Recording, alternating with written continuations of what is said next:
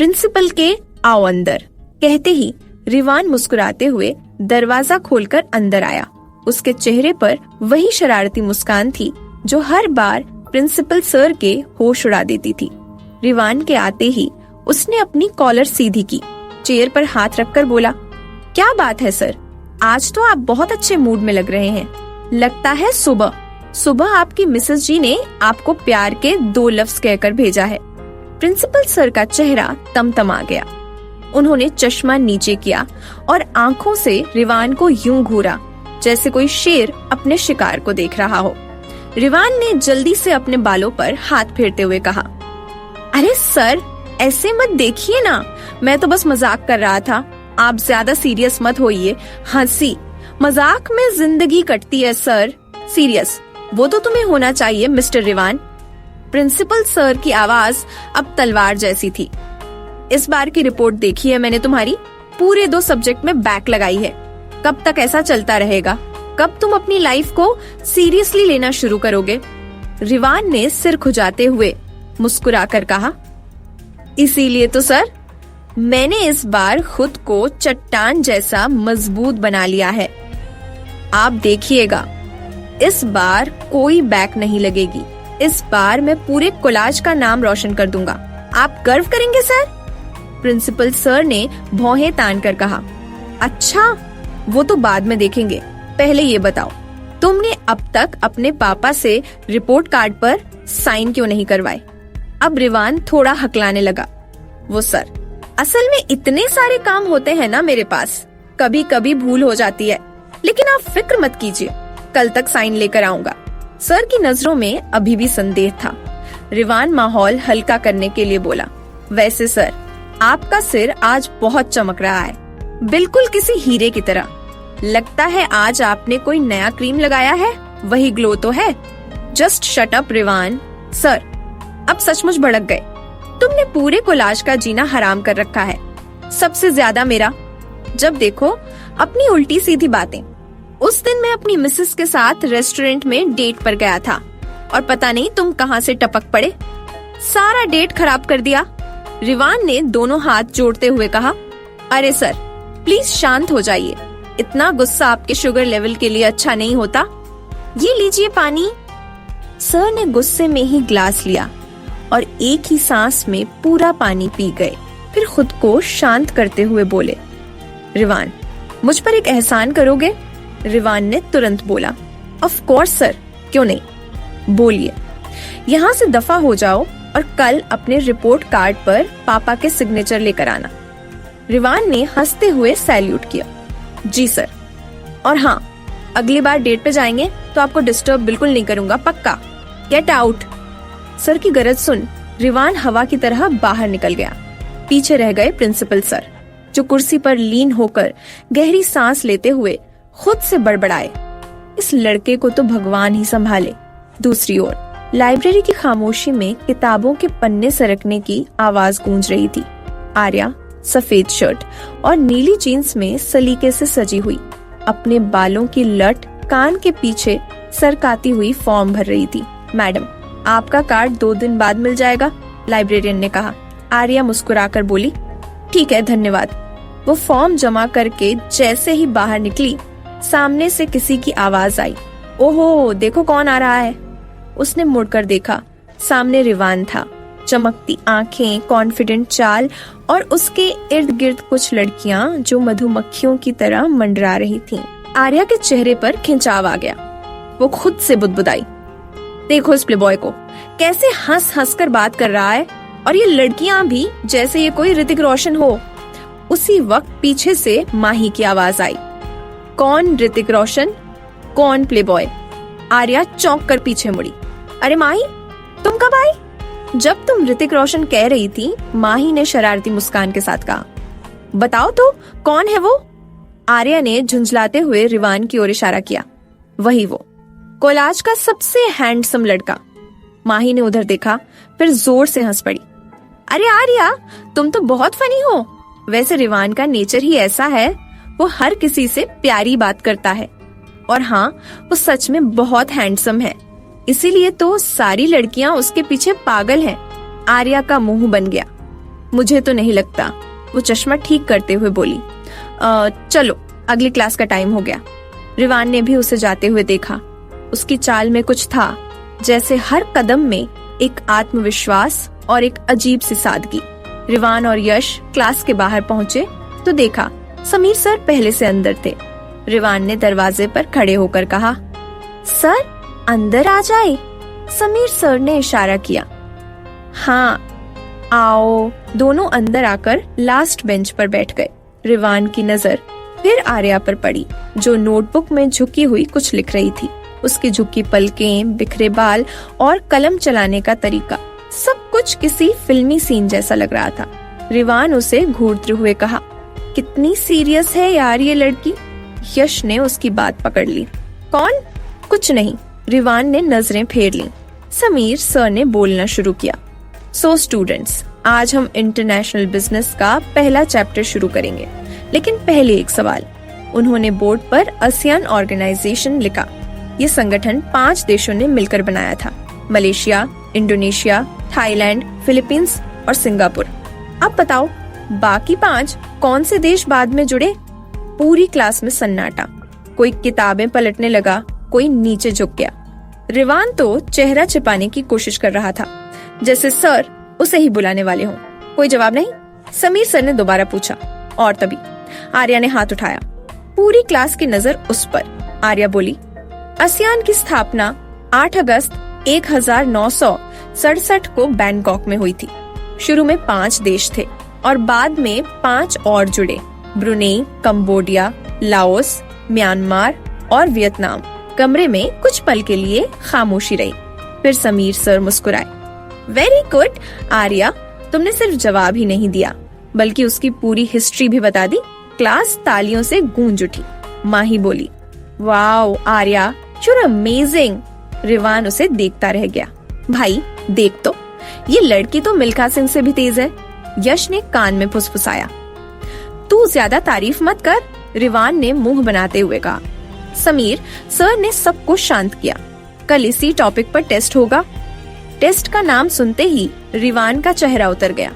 अबे यार, ये टेस्ट और मैं दोनों कभी दोस्त नहीं हो सकते, उसने धीरे से कहा। शाम ढल चुकी थी। आर्या कोलाज से निकलकर एक छोटे कैफे में पहुंची, ब्रू एंड ब्लूम कैफे। यहाँ उसने पार्ट टाइम जॉब शुरू की थी। पहला दिन था। थोड़ी घबराई हुई थी पर अंदर से मजबूत। हेलो मैम, मैं आर्या। आज मेरा पहला दिन है। मैनेजर मुस्कुराया। वेलकम आर्या, ये यूनिफॉर्म है, बदल लो और ऑर्डर्स में हेल्प करो। आर्या ने यूनिफॉर्म पहनी, हल्की कॉफी कलर की शर्ट और ब्लैक एप्रन। वो काउंटर पर स्माइल के साथ ग्राहकों को सर्व करने लगी। हर बार जब कोई थैंक यू कहता, उसके चेहरे पर आत्मसंतोष झलकता। वो अपने मन में सोच रही थी, अगर मैं थोड़ी मेहनत करूं तो मम्मी पर बोझ कम हो जाएगा।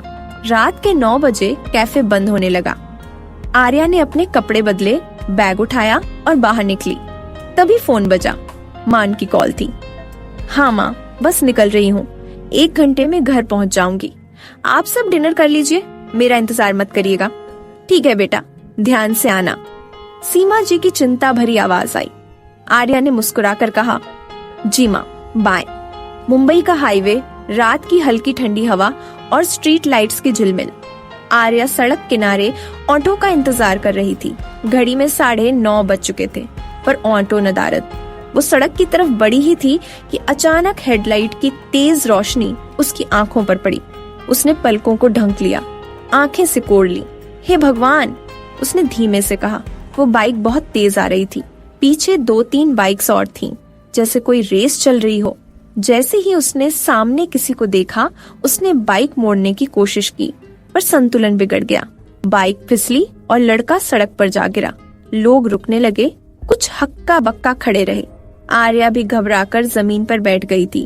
फिर झट से उठी और उस लड़के की तरफ भागी। आप ठीक तो है ना? उसने डर और चिंता में पूछा।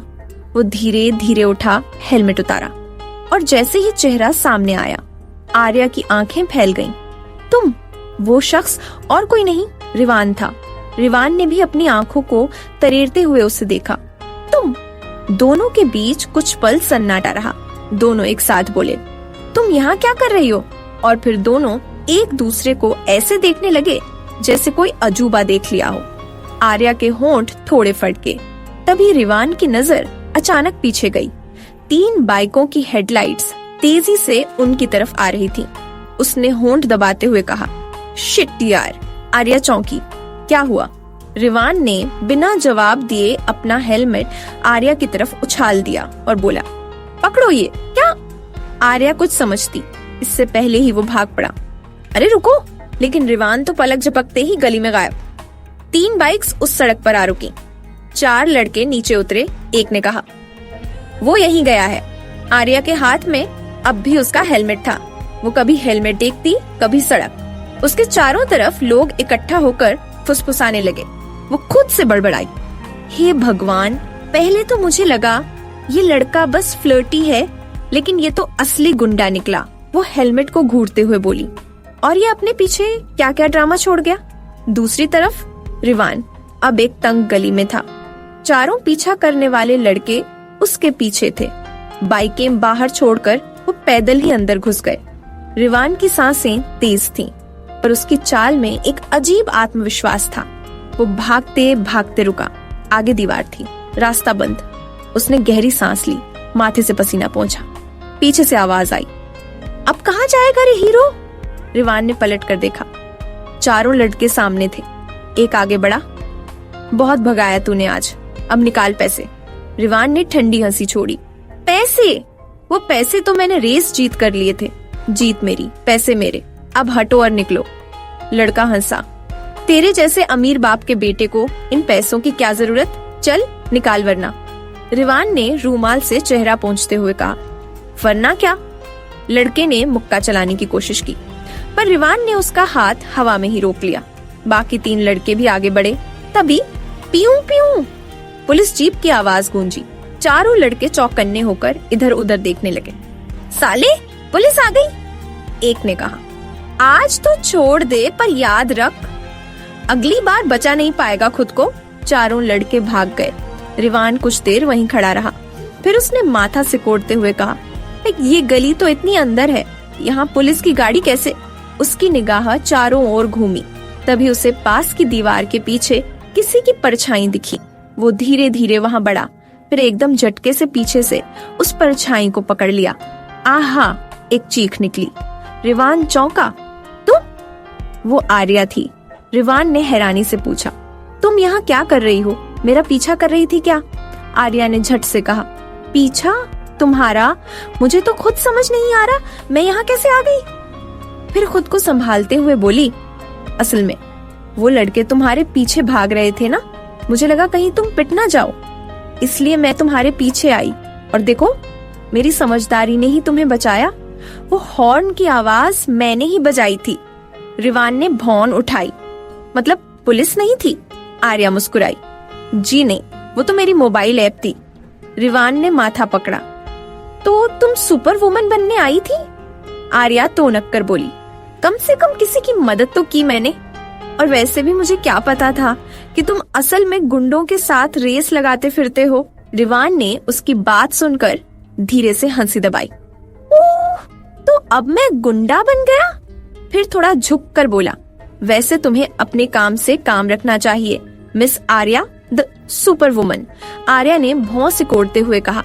और तुम्हें अपनी लाइफ में थोड़ा ब्रेक लगाना चाहिए मिस्टर गुंडा।